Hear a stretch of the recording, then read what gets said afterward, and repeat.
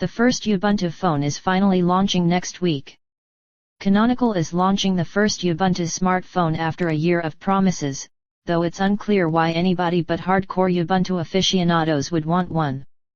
The BQ Aquaris E4.5 Ubuntu edition will go on sale next week, but will only be available via flash sales with limited availability. It'll cost €169.90, which translates to roughly $190. At that price, you can't expect much in specs department. The Aquaris E4.5 Ubuntu edition will have a 4.5-inch display with 540 by 960 resolution, a 13 GHz quad-core MediaTek chip, 8 GB of storage, with microSD expansion, 1 GB of RAM, and a 5-megapixel camera. The phone will have dual SIM slots, but won't support 4G LTE networks. As for software, Ubuntu says the interface removes the emphasis on apps, probably because it has very few apps and instead offers themed panels called scopes.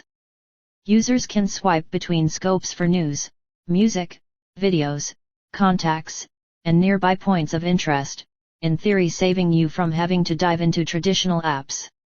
Now's the time where Android users can point out the numerous custom home screens that serve similar purposes. That said, Canonical is promising apps from Facebook, Twitter, Dropbox, Evernote, and Amazon, among others. Some will be native Ubuntu apps, while others will be based on HTML5. If any of this sounds interesting, Canonical says it will announce the flash sales through the Ubuntu Twitter, Facebook and Google Plus pages starting next week. Why this matters? This Ubuntu phone is a far cry from the high-end Ubuntu Edge that failed to hit its crowdfunding goals in 2013. While the Edge had the intriguing ability to power an entire desktop version of Linux, the Aquaris E4.5 is entirely different, competing with other low-cost devices like the Moto G, cheap Lumia handsets and phones running Firefox OS.